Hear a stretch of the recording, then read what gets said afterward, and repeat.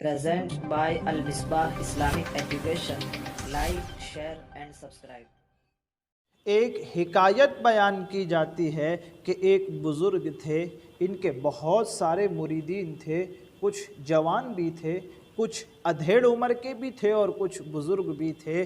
ایک نوجوان مرید سے وہ بہت محبت کرتے تھے اور اس مرید کی بہت زیادہ تعظیم کرتے تھے، دوسرے مریدوں پر اس نوجوان کو مقدم سمجھتے اور کرتے تھے۔ تو دیگر مریدین نے عرض کیا کہ آپ اس کی تعظیم کرتے ہیں حالانکہ وہ جوان ہے اور ہم ان سے عمر میں بڑے ہیں۔ انہوں نے پرندوں کو منگوایا، چھری منگوائی اور اس کے بعد ان کے مریدوں میں وہ جانور بھی تقسیم کیے، ایک ایک مرید کو ایک ایک جانور دیا، ایک ایک چھری دی اور اس کے بعد حکم دیا کہ اسے ایسی جگہ جا کر ذبح کرنا جہاں کوئی نہ دیکھے، اور اس جوان کو بھی یہی حکم دیا۔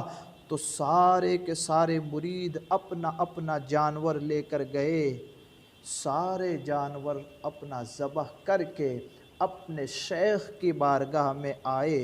بزرگ نے پوچھا، تم اپنے پرندوں کا کیا کر کے لائے؟ انہوں نے کہا، ہم ایسی جگہ گئے تھے جہاں کوئی نہیں دیکھتا، ہم نے وہاں پر اس ہمارے جانوروں کو ذبح کیا۔